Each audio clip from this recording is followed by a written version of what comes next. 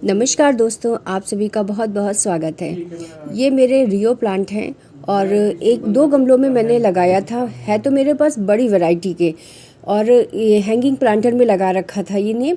और अब साल भर हो गया है, इनकी मिट्टी मुझे चेंज करनी है और इनकी ग्रोथ देखिए बहुत अच्छी हो गई है। अभी रात का समय है और रात में मुझे काम करना ना बहुत अच्छा लगता है।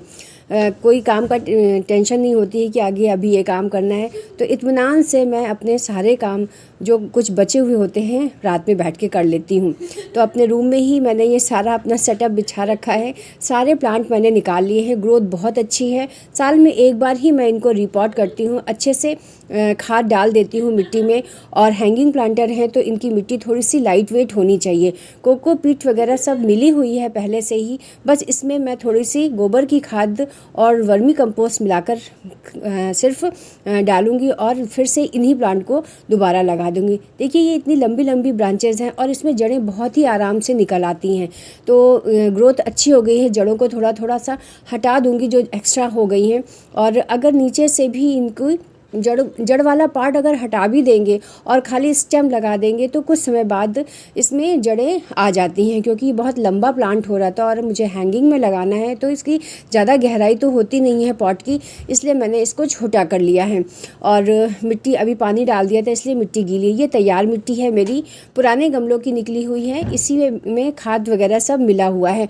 तो रेशियो इस तरह से रखना चाहिए कि अगर, क्योंकि हैंगिंग प्लांटर हैं और इनको जगह कम मिलती है और इनको न्यूट्रिशन पूरा मिलना चाहिए, तो इसलिए मैं 50% सॉइल लेती हूँ और 25 कोकोपीट और 25 ही गोबर की खाद मैं मिला लेती हूँ।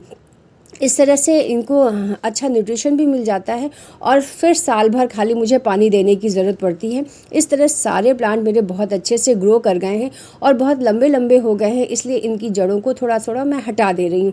मतलब अगर ये 5 इंच के पौधे हो रहे हैं तो लगभग 3 इंच तक मैं इनको तोड़ दूँगी और फिर मैं गमले में लगाऊँगी। मिट्टी जो पहले की थी उन सबको मैं हटा दूँगी। कितनी सॉफ्ट है कि हाथ में रखने से ही ये टूट रही है। तो इसी तरह से अगर मिट्टी मिलती है पौधों को तो उनकी ग्रोथ बहुत अच्छे से होती है और रूट्स को फैलने की जगह मिल जाती है। ड्रेनेज होल का बहुत ध्यान रखेंगे। होल पहले से ही है, अब मैं गमलों को ज़्यादा साफ़ नहीं कर रही हूँ।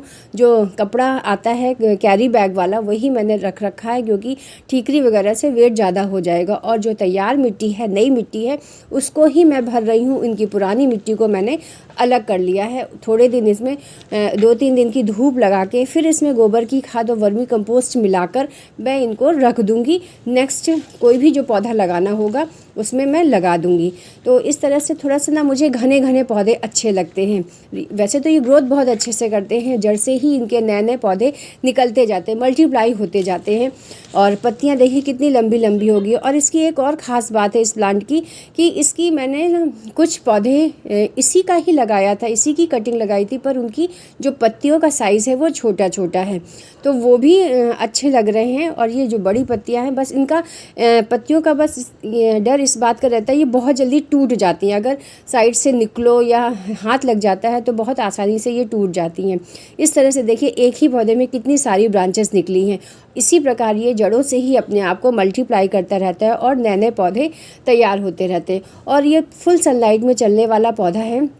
बस पानी का ध्यान, मतलब पानी भी बहुत ज़्यादा नहीं, कई बार तो ऐसा होता है कि मैं पानी नहीं दे पाती हूँ, हफ्ते भर हो जाते क्योंकि ऊपर टंगे रहते हैं। अभी ये मैंने पोर्च में लगा रखा था तो पानी थोड़ा कम दे पाती थी, अब मैं ऊपर इनको रखूँगी और पानी का ध्यान रखना है। तो कम पानी में भी बहुत आराम से फुल सनलाइट में चलने वाले पौधे हैं और पूरे साल भर ही ये साथ देते हैं।